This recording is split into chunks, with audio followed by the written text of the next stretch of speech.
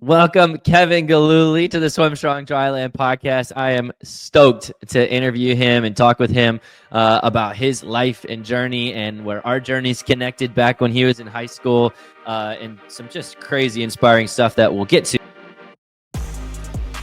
Welcome, where we aim to highlight inspiring people doing amazing things in the Swim Strong family and in the greater swim community. But first, we got to get to the really important stuff, Kev. We got to do our rapid fire questions. Are you ready? All right, let's do it. Let's jump in. All right, here we go. Greatest basketball player of all time. LeBron James, hands down. Hey! All right. How about greatest quarterback of all time? Oh, man. Okay, I have a difference between greatest and best. Greatest, Tom Brady. Legacy, achievements, best, most talented, Lamar Jackson. No question. Okay. Oh, wow. All right. Skill set wise, I like that. Was it Stephen A. Smith's going to have some competition with that analysis. How about if you could meet any celebrity or famous person, past or present, who would you choose to have dinner with? Oh, man, that's a great question. All right, I'm either going Kobe or I'm going LeBron. Oh, Just, man. Mindset. LeBron has influenced me so much in and out of sport. I'm probably going LeBron. That's my good awesome. Yeah. I love it. How about favorite cartoon character? Oh my God, that's a good question too. Probably just SpongeBob, OG classic. Grew up on it, I love it. All right, so you're finishing a championship meet. You have no dietary thoughts whatsoever in your mind. You're just, I'm eating whatever. Where are you going post championship meet? What restaurant are you hitting up? I'm just getting, as many Domino's pan pizzas as I can fit into my mouth, man. I'm talking laying on the couch, putting on a show. Recently, I've been binging, rewatching Succession. I could get myself a nice pan pizza, open up that box, no plate, just take care of the whole thing in one sitting, man. That was good. That was a detailed one too. Domino's, shout out. Mm-hmm. All right. If you had to survive, so we're going to go back to your Rowan days here. So Kevin swam at your Rowan University. If you had to pick two people from your team that would give you the best chance to survive a deserted island, two of your teammates, who are you picking? Dude, that's good. Okay. I'm going James Yates. Shout out to my boy James Yates. Navy SEAL type training, man. He is ready for anything. So I'm going James. And then, oh man, I'm going Kyle Printon, my roommate, my housemate. Kid knows how to hike. He knows how to survive. He's outdoorsy. Right. Those are the two demons that I'm picking. There you go. And last question for you related to Swim Strong. What's your favorite part of the Swim Strong program? Oh man, for me, the leadership development, absolutely. I mean, I know I was a part of that role for just a little bit in terms of interning with you guys a few years ago. But the number one thing that I took from you and I working together in high school and starting that process was the leadership. So then to kind of take that, work with you guys for a little bit on the leadership stuff, and then now have Sean working on that and developing that. I mean, that was everything to me. So kind of being able to take what I did with you and then give that back to the athletes a little bit back in the summer of, I believe it was 2021, and just keep working through that process. It's got to be the leadership. I mean, that turned me into, it reshaped my entire mentality, not just on swimming, but on life in general, and made me into so much more of a confident person. So it's for sure the leadership aspect. That's awesome, man. That's awesome. Thanks for sharing that. And thanks for everything you've done for the Swim Strong family, both as an athlete and then contributing now, giving back. On this podcast, I'm sure many people will be inspired by a lot of the things that they're going to learn from you, but also in the different times that you've spoken to our athletes, visited different teams that we've had, even and spoken, and then contributed to the leadership program as well, and helping with some of those calls and developing the next generation of leaders it's inspiring stuff. So you knocked the rapid fire questions out of the park, brother. Good job. So we are going to turn it now and go into a bit more of your personal story. So I do want to let you kind of share your swim journey just so people can hear where you came from and kind of some of the mindset and things that you gained along the way, and kind of just they can get to know you and your swim career a little bit, just kind of a condensed version, just because I think it's so cool. For me, it's an underdog story. And one where there's just some pretty incredible stuff that happened. And obviously that there's a lot of ways in which we can go from there. But would you mind just sharing a little bit of kind of your path in the swimming world?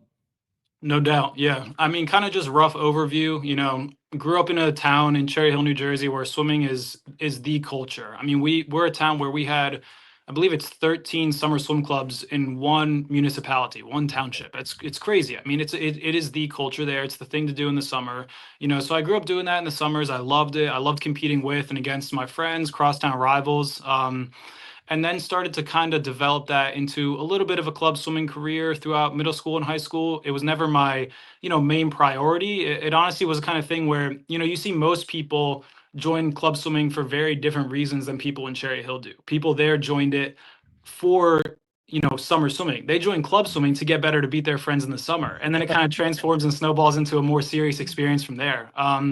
So starting with that mindset, I think helped me a lot to kind of just ease into the swimming world. It wasn't something I ever took incredibly seriously in high school until I would say late high school, really about the time that I met you. I was going through swimming for Cherry Hill East, found a little bit of a success with it, but was never really the greatest, even, up until my senior year. You and I met going into my senior year of high school, and started to kind of lock in, do our weight training together, and do our one-on-one sessions together to kind of get me to the point where I wanted to be, where I decided I wanted to swim in college. And so throughout that next year, started to go through the recruitment process with colleges. Wasn't really hitting on places that I necessarily wanted to, and was just a little bit confused on my college swim journey and where it was going to go. I ended up committing to Division III Rowan University, fellow Swim Strong program now, Shout which out, is props. so special to me, having my two families join together like that. A little holy matrimony there between the programs. No, that's awesome. And so, my mindset going into it was interesting. I didn't know what Division III was going to be like. I wasn't getting, any money from even mid-major D1 programs I was looking at, because I didn't take it very seriously until I got to late high school with you. So that development wasn't really there yet. It was basically all off potential. And some coaches didn't want to see that potential. That's okay. But, Brad Bowser at Rowan did. And my plan going there initially was to spend 2 years there to see where I'm at, reassess, transfer out to a Division I school. And then once I got there, I realized that mindset was so flawed because I hadn't experienced that yet. I wasn't giving myself a fair opportunity with that mindset to see how I would fit in at Rowan and see what the Division III experience would be like. I absolutely fell in love with it. It was the best possible situation for me. The guys around me were phenomenal. They supported me all the way. I had great training partners. I had a great coach and just a great athletic department in general who believed in me and pushed me to be to where I needed to be. Set out with the goal of becoming a national champion, and spent my whole junior season focused on becoming a national champion. Unfortunately, COVID cut that short right at the last second. We found out 6-7 days before championships that they were no more. So, spent the whole year not shaving, not resting for, conferences, gearing up just specifically toward NCAAs, just for that to be taken away. And so, kind of reset, spent my senior year there, and was really, Division III, we weren't really competing senior year.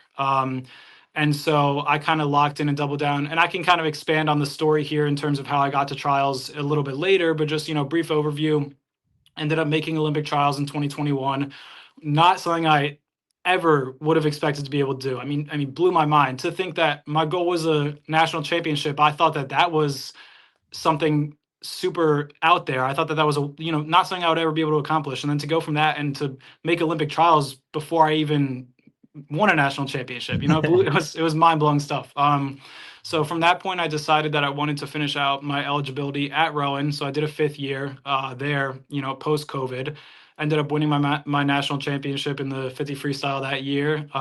Good Yeah, buddy. times. Yeah. And then was it a national record, or was it a national no, it championship wasn't, record? unfortunately. Right That's what I there. was going for. It was didn't quite, didn't get the race that I wanted, but still it was everything for me. That's awesome. And so, I ended up having that, and then going through to the summer where it was kind of decision time of where I wanted to take my life. And I fielded out some phone calls with some coaches out there because I wanted to look into post-grad swimming. We're in the middle of an Olympic cycle at the time. Didn't want to quite just uproot myself and give it up right then. And so decided to field out some phone calls with coaches. Took my talents out west to Mission Viejo, California with the Nadadors out there. They brought me into their community and allowed me to train there, which was great.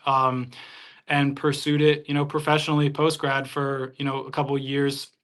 Ended up, departing from the swimming world, a little bit prematurely before the Olympic cycle, just with where things lined up with my life and with training and mentally. and now landed myself here, University of Illinois. You can see, shout out to the Fighting Yeah. Illini in the background. In grad school here, swimmer now, washed up, all in the past, but got myself to the point where I was also able to compete at, Olympic trials this past summer as well, representing Swim Strong with the guys Heck out yeah, there in the man. Lucas That's Oil, awesome. nice little retirement swim. There's certainly a lot to dive into on each aspect of that and the Yeah. process and the journey. But just, rough overview, really didn't start taking things seriously until that senior year when I met you, and things just Same. kind of kicked off, from that mindset onto a trajectory that I never could have imagined. So I'm getting goosebumps listening to you. I know this story and was there with you for for the journey, and like have been just like your biggest fan every step of the way, but still like hearing it all over again. It is crazy what you've done, and to just state like, oh yeah, I won a national championship. Didn't quite get the national record. That's all right, but I won a national championship, and then yeah, I made Olympic trials, and then oh yeah, I did a retirement swim at Olympic trials just for fun, like even though I hadn't swam in a year. And yeah. something that people dream their whole lives, right? Of like getting to that moment, to the point where you were so good that it was like, let me do this for fun. Let me just do this for fun. And looking at national titles, to not just a national title, but trying to get like a national record. And but that's crazy, because you said, and I know this, but everybody else didn't until right now, that you didn't really take swimming serious till senior year of high school. And you had times, like for anybody who's in like the YMCA world, that were like kind of just fast enough to be at like Y nationals, but nothing like groundbreaking at that, even at that meet. And most coaches wrote you off like at bigger schools of like, what you see swim cloud and you're like, hey, that's the way that you recruit, and that's the only thing you look at, then they're going to miss out on Kevin Gillooly. And they did. And but anyway, I think it's inspiring for anybody out there. I just wanted to make this point because a lot of people are going through the recruiting process right now. Don't write off D3 schools, D2, NAIA. If you find the perfect spot for you, you could end up being a national champion, going to the Olympic trials, and competing at the highest level. It's about finding a spot that works for you. Kevin is 100%. proof. And like, to the point where you said you didn't want to transfer out, even though that was like your plan originally. And what advice, obviously that's like my takeaway, but what advice would you give for people in the recruiting process right now who are super stressed and just, I want to go big D1, I want to go to a D1? And what would you say to people in that mindset, just based on your life experience? Yeah, I mean, it's like you said, the number one thing, and we used to run a lot of recruiting trips at Rowan. It's a D3 university. We were the guys in charge of a lot of the recruiting along with our coaches. We don't have, big recruiting coordinators. A lot of that was which was great, because the team really got to meet these recruits, and they got to come in and meet us. And the number one thing that I would always say to people as I went through this process to recruits was, I don't care if you come here. If you step onto campus today to Rowan and you don't feel like this is your home, do not come here. You absolutely need, above all else, to find your home. Okay. You need to find a place where you feel holistically supported. It has nothing to do with the level of competition. For me personally, and like you said, a lot of places decided to write me off. I look at it, and I mean, that was one of my biggest points of motivation was, after 2 or 3 years at Rowan, I was looking at these programs who wouldn't even respond to my emails and realizing that I would have 5 of their 10 program records in history. It's like, you know what? It's these people, a lot of times some coaches only want to recruit purely based off talent and not based off potential. They don't actually want to coach people up. I've seen programs like that before. That was obviously a big motivating factor. But yeah, in terms of advice, it's just find your home, find where you feel supported. It does not matter what level that you're at. Because for me, again, I was able to make the most of it. It was tough. Don't get me wrong. Like, I really had to be very intentional about the work that I was doing. I had to seek out the proper resources. I had to, a lot of it was on me to kind of carve my own path. But because I found a place where I felt comfortable, because I found a place where I felt supported, I was able to do that. We may not have had all the resources that Texas, a Cal has, but at the end of the day, I found a place where I felt like I fit and I felt supported, and it allowed me to be as successful as possible. And I really do truly believe that if I had, put my ego first and committed to a mid-major where I was barely getting any money, I would have burnt out. I don't think I would have loved it. I don't think it would have been a home for me. Instead, I decided to trust myself and what I felt when I stepped on campus at Rowan and just commit to this process that could build me up from the point where I was at and actually truly tap into my potential, as opposed to me just being an end lane swimmer at a big school and not really getting paid much attention to. I found my home. And so it's really like, sometimes you have to swallow that pride of this stigma that we unfortunately place around different levels of, institutions in the NCAA, and really just focus on where you think you're going to fit in the best. That's awesome. It's just, that's the only way you're going to truly tap into your potential, not just as a swimmer, but as a person, is if you go somewhere where you feel like you're actually home. That's good. That's so good. I love it. Thanks for sharing that. And I do want to ask you more about that holistic piece in a second. One other question, just that I think is wicked inspiring, and a lot of people would benefit from hearing your mindset around just kind of some of the goals you had set. Because I remember when we first met, in terms of like setting big goals, it was a little bit scary for you to like really dream about what you could be. And then there was a point, obviously, where you, instead of like me believing in you and telling you can do this, like you were like, I can do this and I can do more than that. Obviously, that's a process, but I'll never forget, seeing you absolutely destroy your 200 back dream goal time and feeling like it was just epic. And but I remember when we first wrote it down, it was like something that you did not think was like realistic, and to then flipping the switch a couple of years later to being like, want to set a national, I don't just want a national title. How did you get from kind of being scared to dream big and go after something to I want it all, and if I fail, it's okay, but like I'm gonna be the best I can be, and I fully believe that I can do the things that I say I can do?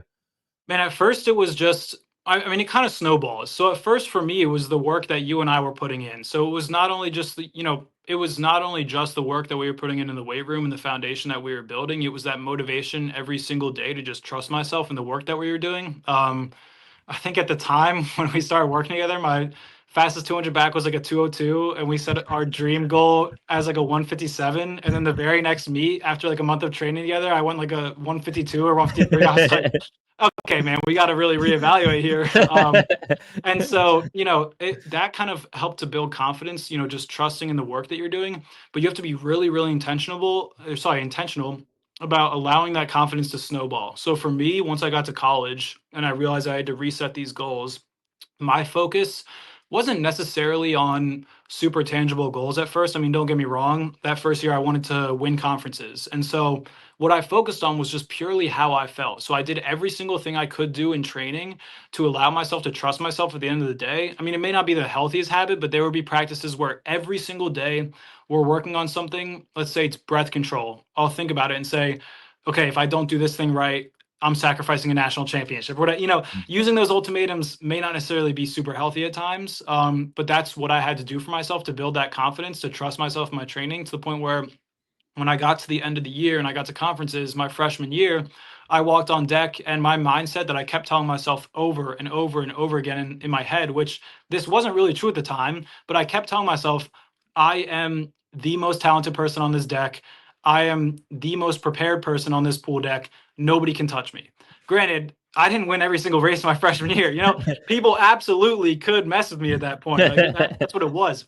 But even after I came up short of, let's say, those goals my freshman year at conference, it wasn't necessarily putting myself down and saying, oh man, people can mess with me. It was more so like, okay, I trusted my process. I just have to go back to the drawing board and keep putting this work in over the next few years. And I kept telling myself that. I kept almost faking that confidence and allowing it to snowball over the next few years, to the point where it became true. By the time I got to my junior, my senior, my fifth year, nobody there could mess with me. It was like, okay, I have the confidence now to walk on here and say, I am the most capable to accomplish my goals of anybody on this pool deck. It's all about that mental aspect. I mean, throughout the year, a lot of us are doing a lot of the same work, So where are you going to differentiate yourself? Not only over the summer, that's very important in off-season training, but also mentally. If I've done the same sets as these guys who are next to me in practice every day, let's say at Rowan, where is the differentiator? We're all doing the same work in practice. Why are some guys succeeding more than others? It's the mentality aspect. And I know you guys focus on that a lot. with Swim Strong. And granted, there's variations in training and how people are intentional about certain things, how much effort people put in. But at the end of the day, we're all doing the same work. So where are you differentiating yourself? It That's has to good. come from that mental side. When I would step up for a race and we would be in the staging area at conferences or whatever it may be, I was so locked in that I don't remember my races. The most important moments of my life, I don't remember the 50 free national championship. I don't remember a single thing about it because I was just in that flow state. I knew that I could trust the work that I did. I made sure every single day to be so intentional about what I was doing in practice and so intentional about thinking about practice when I would go home and think about the things I did right and the things I could improve on to build that confidence to the point where I trusted my own mind and my own body at the end of the season so much to take over to the point where I would black out for every race. I would hop out of the pool. I would go up to Coach Brad and he'd be like, "So what do you think?" I'd be like, "Dude, I don't know what just happened." So it's just about being so intentional about building your confidence every single day and finding little ways to differentiate yourself in terms of your mindset from your competition. That's awesome. The thing that I feel like differentiates you from a lot of people, and the great, like the goods from the great and the great from the phenomenal, is when people say when you're talking about a mindset, that mindset led you to work different than you ever had. And so now the mindset that you're like kind of manifesting, so to speak, that you said, "Hey, I faked it. And then until I started to actually see it and then believe it. And then I got more and more confident." It's like a snowball. So confidence comes from putting in work, from knowing that you've done everything you can to be the best you can be, from working on your mindset and understanding that your mind is powerful and you are capable. Humans are capable of unbelievable things. We're not even close to our limits. But for you to actually believe that means you're putting time in on your mental skills. You're putting time in on being a great teammate and a leader. You're putting time in the gym with your dry land and in the pool, working on all the different things you need to, whether it be technical or just getting after it. And I do want to say, it's because we're talking a lot about how to be really intentional about trusting yourself and trusting your training and how that builds confidence. You also have to be really intentional about not letting your shortcomings in training be a detriment to that confidence. So, I trusted myself when I got to the end of the year because of all the hard work I put in. Don't get me wrong, I had a lot of bad practices, but I had to, come home every single day and really filter out the bad and make it into a point of progress for the future. And then really just focus in on the good. So that way I wasn't destroying my confidence. I want to be able to go to meet and trust that I'm confident enough because of the work that I put in, but I don't want to be harping on the bad as I go into championship season and say, "Oh, well, I had a bad time at this practice this day. That's going to impact me." No, you just learn to move on and process that in a healthy way to really grow from it. So, I don't say that. What I'm saying about confidence and about trusting your training and doing everything you can to be as confident as possible in the season, to say that every day has to be perfect. That's certainly not the case. I had plenty of horrible days, man. Trust me. But it's just about learning the right mindset to come out of practice and really be intentional about dissecting every practice you've done and taking the good and finding little things to work on so you can trust your body by the end of the season. That's so good. Yeah, that's so good. Progress over perfection. It's just like show up, do your best, learn something, move forward, do this, repeat, and so that's just so great for everybody to hear, because I do think that people think, "Oh, I had a bad day. Oh, this didn't work right. Oh, you lose motivation, right? Like you lose motivation, you get discouraged because you had a bad day. And that's the people who typically don't succeed. If you get discouraged day after day because it wasn't perfect, you're not going to go very far. But if you can have, I forget who said this, and it's not even like, I'm not quoting it right, but I think I heard Inky Johnson say it first. But like, if you can, in the mindset and the feelings you had when you originally made the commitment, if you can keep that same discipline, even when the feelings fade, even when discouragement comes, then you know that is real discipline. Like when the feelings fade, you still do the same things you said you wanted to do when the feelings are now gone. And so I love that. But thanks for sharing that. We hope you're enjoying this week's podcast. We want to take a quick break to shout out our sponsors. Attention all high school and club swimmers and divers. Are you ready to take your talents to the next level and dive into the collegiate scene? Look no further than ACC Recruiting, your premier destination for college swimming and diving recruitment education. At ACC Recruiting, we specialize in connecting student athletes with the perfect collegiate programs that match their skills and academic aspirations. Our experienced team will guide you through the recruitment process, providing personalized support every stroke of the way. Don't let your dreams sink. Visit ACC Recruiting today and make a splash in your future. Dive into success with ACC Recruiting, where champions are born. Visit our website now or call us at 314-518-8844. That's 314-518-8844. ACC Recruiting, your gateway to collegiate swimming and diving excellence. Resistance bands are a must-have for dry land.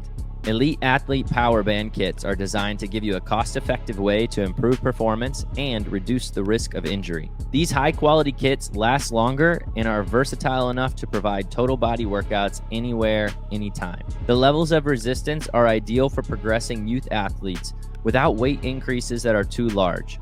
Go to the link provided on the SwimStrong Dryland website, click on the Training tab, and search Equipment Suggestion Lists and get your Elite Athlete resistance bands today. I know we're all trying to get better in the pool, which requires countless hours of training both in and out of the water. With that, I bet every swimmer has experienced dry, damaged skin and hair, not to mention the itchiness and lingering chlorine smell. I recently discovered TryHard, and after a few great conversations, we decided to team up to improve every swimmer's experience in and out of the pool. TryHard offers chlorine removal products specifically designed for swimmers to remove chlorine, hydrate your skin, eliminate those chlorine odors, and even minimize those annoying goggle marks. It's the perfect post-swim TLC for all swimmers, letting you focus on your sport without worrying about permanent skin and hair damage. If you're interested in learning more, click the link below. They've kindly offered you 20% off to give them a try with code STRONG, STRONG. Let us know your thoughts, and happy chlorine-free swimming. Now back to our episode. And you talk a lot about, so you're talking a lot about mindset, developing confidence. So mental health obviously is a huge thing that people are realizing. You know, we're way late to the game here, obviously, I think, especially in the swimming world, but in the sports world in general, or even just everyday life, like mental health is not any different from physical health. If anything, it's more important because everything starts from your mind. Taking care of your mindset, developing resiliency, but also remembering that you're a human and giving yourself grace and like kind of having a nice balance of being able to have that mental toughness, but also making sure that you're staying mentally healthy. You know, there's a lot of things that encompasses. And can you talk about a little bit about some of the things that maybe, I guess, because I know you could share a lot, but to kind of give it some specific direction, like if you, where you are now with all the knowledge you have and all the work you've done with younger athletes and all the things that you've been through, if you could go back and speak to your high school and college self from a mindset and a mental health perspective, what would be a couple of the key points that you would say, man, Kevin, remember this, so that a young athlete maybe who's still in it right now could hear from your life lessons? Sure. It's a good question, man. And I'll kind of take this on a two-prong approach. The first thing is just going to be figure out exactly why you're doing this. When you're setting a goal, figure out exactly why you're doing this. Because I didn't know that at a time, even going into my 5th year of college. I actually worked with a sports psychologist at Rowan, Dr. Christina Fink. She was phenomenal. She was a part of our department. She changed my life that year. And you know, one thing we talked about is we would sit there in our sessions and just kind of crack open the egg and talk about why I wanted to accomplish, you know, winning a national championship, where I could take this sport, you know, and we would go up and up the ladder, and she would bring up accomplishments and ask me how I would feel if I did, you know, accomplish each one. And every single time that she would ask me, I would say, okay, I won a national championship, but I didn't set a national record. Not good enough. Oh, I set a national record. Now I need to go to the Olympics. Oh, I went to the Olympics. Now I need to win a gold. And then we got to the pinnacle and the point where she asked me how I would feel if I won an Olympic gold. And I realized that because I didn't understand the reason why I was truly doing it, I don't think I would have been satisfied, you know? So finding out exactly why I was going through the day-to-day motions and putting in that work, because I truly didn't know. You know, I had the short-term goals, but my true purpose in life, I felt kind of aimless. And that kind of ties into this second part, which I think is huge for youth athletes, for coaches, for college athletes. This is a revelation that I didn't have until I was in college, and I wish I had it earlier. But the cancellation of NCAAs in 2020, my junior season, a week before the meet, that was life changing for me. It was heartbreaking at the time, but the number one thing that I was able to take away from that has, I mean, it's it's weird because the only reason I'm sitting here at Illinois is because of the events that happened after that being canceled. Because Mm, I realized I wanted more out of myself holistically. I needed my identity to be dispersed in other areas that weren't just me as a swimmer, mm, because this could get taken away from you at any time. I mean, I know we don't play a contact sport. The risk of severe injury is a little bit less, but it still absolutely could. I mean, my yeah. season was cut short. I didn't think I was going to have a senior season. I didn't think I would do a fifth year. I thought all of a sudden that my whole life's work leading up to this moment was gone forever with the Mm, snap of a finger. So I realized I had to get involved in things that were going to support my identity as a human being outside of the pool. mm, For me, what that looked like at the time was getting involved in different social justice and community building efforts at my university. It's still a mm. lot of the same work that I do here. It's awesome. That doesn't have to be everybody's path. But just for coaches, I mean, so for example, right now, I'm a student in sport management. I'm a thesis student, so I do research. A lot of our research is in the field of sports sociology. There are proven clinical, qualitative studies that show that athletes perform better when they feel supported holistically in their identities outside of just athletes. So, Yeah. they run these experiments that show athletes who feel supported in their identity and things outside of just sports versus athletes who have coaches who only focus on winning, winning, winning. Our culture is winning. Mm, This was a football study. People who feel supported in their holistic identities in things that have to pertain to, outside of just the realm of athletics, played better on the field than those who had wow. coaches who were specifically focused on cultures of winning. So I think Wow. that's a huge takeaway, especially from a sports sociology standpoint, for coaches and for youth athletes to understand that, I really urge coaches to support their athletes to find who they are and find their passions outside of just sports. Because then it came to a point where, for me, working in the social justice scene, I wasn't so invested in my identity as a swimmer where if I came up short of a goal, I would lack the self-worth or self-respect that I should have, because I Mm, knew that I was still going to wake up tomorrow, still have my passions outside of the pool that drove me every single day. That was my moral code. And it wasn't just me as a swimmer anymore. Before, when I would come up short of a goal, that was my entire self-identity, my entire self-worth, because I didn't have anything to put my time into. And I also honestly wasn't a great student in undergrad because I put so much of my focus and my effort into my identity as a swimmer. And so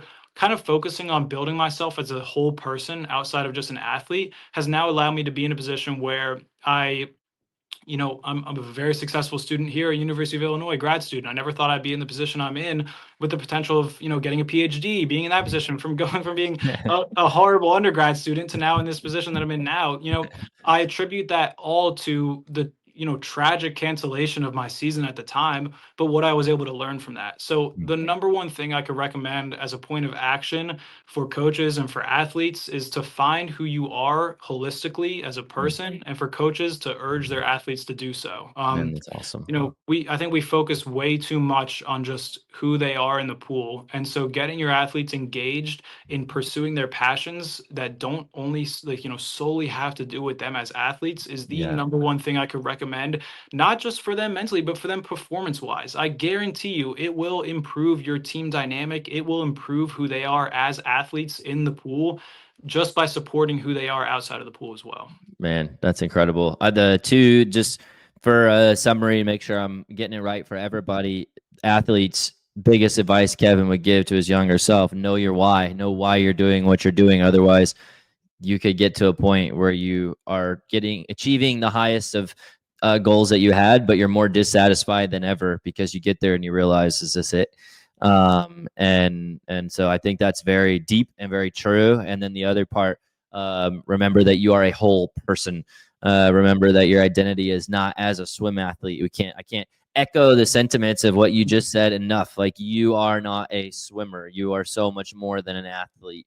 And finding who you are outside the pool is critical for your joy. And like Kev said, for your performance. That's really cool. I would love to see that study that you spoke about as No well, doubt. just to Yeah, I read it. could. That'd be Yeah, awesome. for sure. I could forward it to you. It's great stuff, man. And it's just so, it really is so valuable. It has changed my life. We talk about the mental fortitude that swimming builds, but being encouraged to find myself outside of swimming has changed the whole trajectory of my life, how I approach every single day, just the confidence that I'm able to, I learned the confidence in swimming, right? So then once I realized I could be the person I wanted to be outside of swimming, it allowed me to take that confidence and transfer it into things outside of swimming that I wasn't able to do, like the classroom before. So it's just a So awesome. huge learning point. Yeah. You've taken two different things that you weren't that confident in and weren't that great at, and turned them into something that you're phenomenal at, and not just and started with your swimming journey, and now your career journey and the school, and who knows where that's going to take you and what the next steps that you'll be like, hey, I'm not that good right now, but I'm going to be phenomenal and I'm going to make an impact, and not just do what I'm doing. I'm going to make an impact doing what I'm doing. And it's pretty awesome and exciting to see. Let me ask you this as a final question, and we can wrap up. I think this will be the perfect way to close it. I'm just curious about this now, because you have, I mean, I think you have just a lot of depth, like a lot of insight, and like you're very cerebral and have really thought a lot about your life journey and how different things have impacted you and how you can impact others. I feel like it takes people 40s and 50s and 60s before they reflect in the way that you're reflecting, and it's awesome. But so just from where you are right now, though, reflecting on your swim career, what are a couple of I'm just curious what moments you remember the most. Like, what are like a couple of moments when you think of your swim career, you're like, I'm never gonna forget that, whether it's just one or two things, just like looking back? Because I always tell swim athletes, like, you're not going to remember your times. It's funny how you talked about you don't even remember your 50 free national title. What are the things you remember? What are the things that come to mind? Okay, so I'm going to ignore everything in the middle, and I'm going to go beginning and end, and it's going to start with you, and it's also going to end with you. The number one thing, sorry, I guess, these two things. The first memory for me that will stick with me forever is your reaction to my 200 back at Upper Dublin there that we spoke about earlier. It was the first time in my life that I ever felt true mentorship like that from someone outside of my parents. Truly, I didn't know what that felt like, and so having you there supporting me the whole way, seeing you lose your freaking mind in the stands to the point where you almost got kicked out of the venue, because we blew the goal time out of the water by 4 or 5 seconds.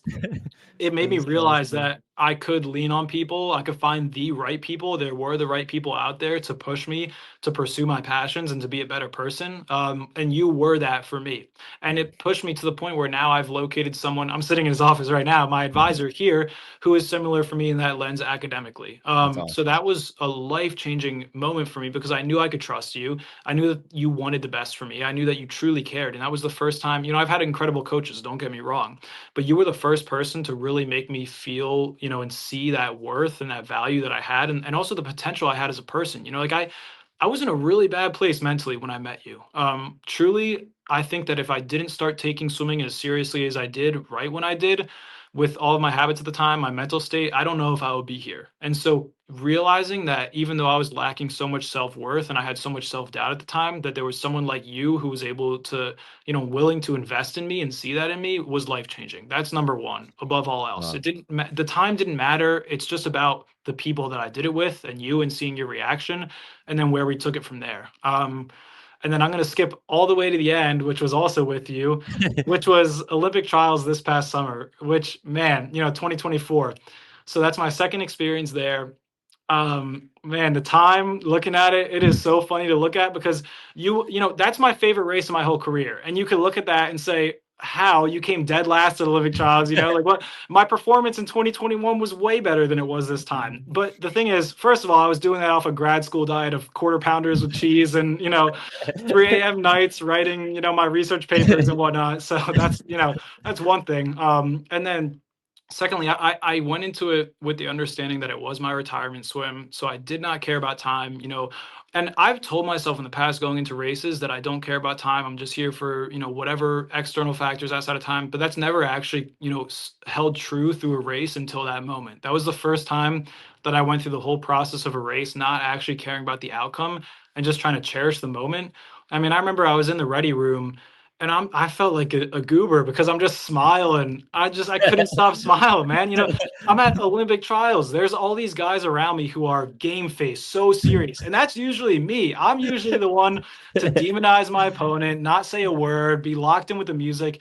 And I was sitting there, no headphones in, just I could not stop smiling because I was like, oh my God, this is it, man. Like this is the end. And this is the first time I can truly cherish a race. And so I went through staging, walking up onto the pool deck at Lucas Oil. Like I said, I black out during races. I don't remember my 2021 Olympic trial swim. So people talk about it like it's this great, cool thing. I don't know what that experience is like, truly, because I swam that race in a flow state. And so I had to be super intentional in Indy to really just take it all in to the point where I was crying before I even got on the block. I mean, you guys were all there seated behind me, screaming my name. That was everything to me. I know exactly. I will remember until the day I die what every inch of that stadium looked like in that moment. I'll know exactly how I felt. I'll remember the feeling of stepping up onto that block. I'll remember the feeling of hitting the water. I was crying in my goggles mid race. That's never happened before. And I remember specifically just going to touch that wall, lunging out. And the second that my finger hit that touchpad, I just burst into tears. I didn't even look up at the board. I didn't care what the time was. And honestly, it wasn't just me crying because my career was over and I was happy about that, about the progress I made and everything. It was also me crying because I was so damn proud of myself for actually sticking to my word and just treating a race, for the pure enjoyment that I wanted to get out of it, taking that Yeah, approach and actually staying true to that for the first time in my life. that's awesome. Never had done that before. So, just the mental, fortitude to step up on the biggest stage in all of American swimming and just say, I don't give a crap about what happens. I've been eating McDonald's for the past 6 months, and just to actually, go through with that. I was super nervous when I made the decision to actually go swim. And a lot of people kept asking me, are you sure? Are you sure? You haven't been in the pool. Are you sure you want to go do this? And I was like, absolutely. I want to do this. I need to do this for me. I need to prove to myself that I can put my pride aside and go and enjoy this experience and really see the fruits of my labor without putting so much pressure on myself. And, I came dead last, but swam a time I didn't expect to swim. So that just goes to show if you have the right mindset and you just enjoy the process of a race, you never know what's going to happen. And so, that initial race with you and just learning what mentorship meant to me and then being able to take lessons from you and go mentor other people. And then that last race of just closing things out and truly appreciating everything I'd done. Those are two things I'm never going to forget. And, you got to think about it. Those are nowhere near the two most successful moments of my swimming career. They're not. And, the most success I've had in swimming, those are moments I'm not even going to remember. It's all about the meaning behind each race and the intention. So those are the most important moments to me by far. That's so freaking awesome and humbling. And I was crying as tearing up. I don't know if you can see it on the video or not. Hopefully, not so much for everybody watching, but just listening to you share those moments, I can picture them all as if they were yesterday. The first one from you being in high school, I remember meeting you for the first time and going over your goals, and even just kind of eye contact was like different at the time. You're like not so sure of yourself or if you should even be there. Like you're like, what am I doing here? Do I really do I really want to invest in myself in this way? And then to like see you do what you did in your first race that I got to watch in person was just like, I mean, I felt like you had just won an Olympic gold. It was the most, Dude, it was the me most too, fun man. thing. It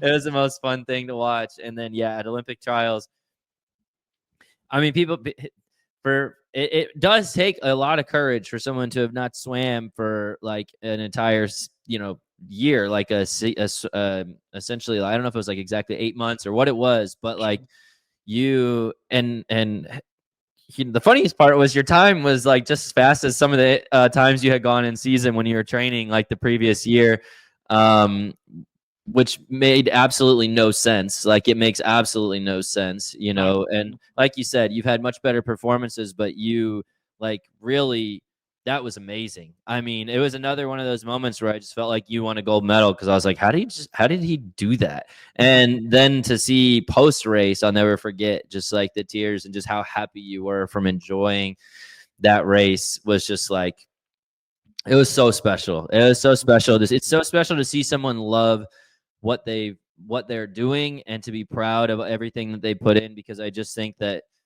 so few of us stop to like think about what we've actually done and enjoy and soak in moments. Life just goes from one thing to the next. It's like a constant rat race from, one thing to the next. We're never satisfied, and to like just get to be there with you and enjoy that moment with you was so dang special. And I was so proud and just happy for you, and just honestly honored to be with you. And it's humbling to hear your stories and the way that it's crazy. I don't know if people like really understand how much athletes can affect their coaches too. But like in any ways that I was blessed to get to impact you, it happened in the exact same way, probably even more for me, you towards me, and seeing you do the things that you did, despite what anybody else might have believed, said, or thought, despite what your previous life experiences were, despite where your mindset was, like just to see you do the things that you did. And then not only to do what you did, but to then turn around and use all of that to impact and care for other people so that they could do and realize like what they have potential in them as human beings, as athletes, just as people. There's nothing more sweet than seeing that. Like as a coach, to walk away from, to walk away from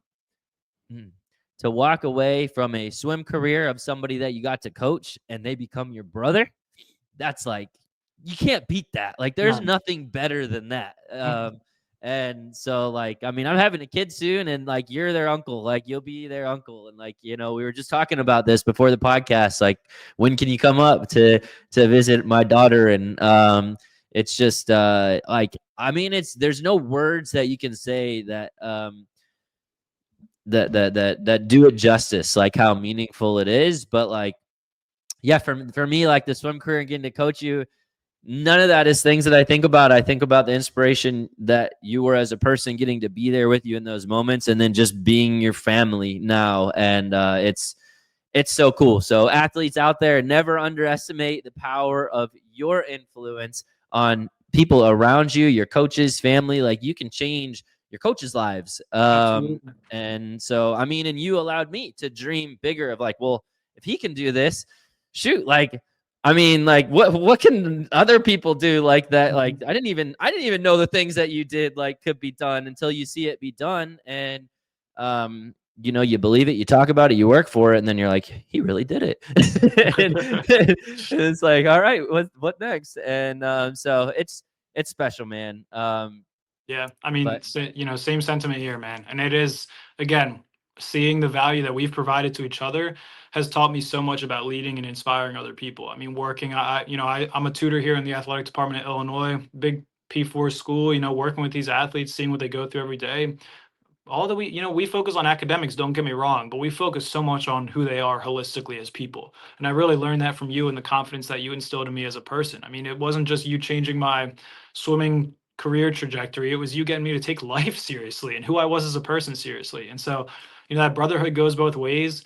And I hope that some of the athletes that I coach here can, feel some of that same way in terms of how, what our relationship is holistically. And it has changed my perspective on how to handle that coach athlete relationship, or just mentor mentee relationship, to truly, tap into that potential as a person. So I can't say how much I appreciate you for that, man. It's completely changed my outlook on life. The feeling is mutual. It's so much love, dude. And your athletes and the people that you get to work with now at U of I are so lucky to be there with you. And I know they're going to change you and continue to shape you and give you new life perspectives, and just continue to grow your heart and your mind and everything. So, but Kev, thank you so much for taking the time to be on here, man. It's just an absolute joy and a blessing to get to sit here and do this with you, and for everybody to get to hear from your heart. Just thanks for sharing it all and being open with everything. And I'll see you very soon, I'm sure. Yes, sir. No doubt. Thank you so much for having me on. Go swim strong. Everyone keep working. Yes, sir. If you enjoyed this episode, subscribe to our YouTube channel to catch a new episode each Monday. You can also check us out on social media at SwimStrong Dryland. If you would like to join the SwimStrong family, visit our website at swimstrongdryland.com.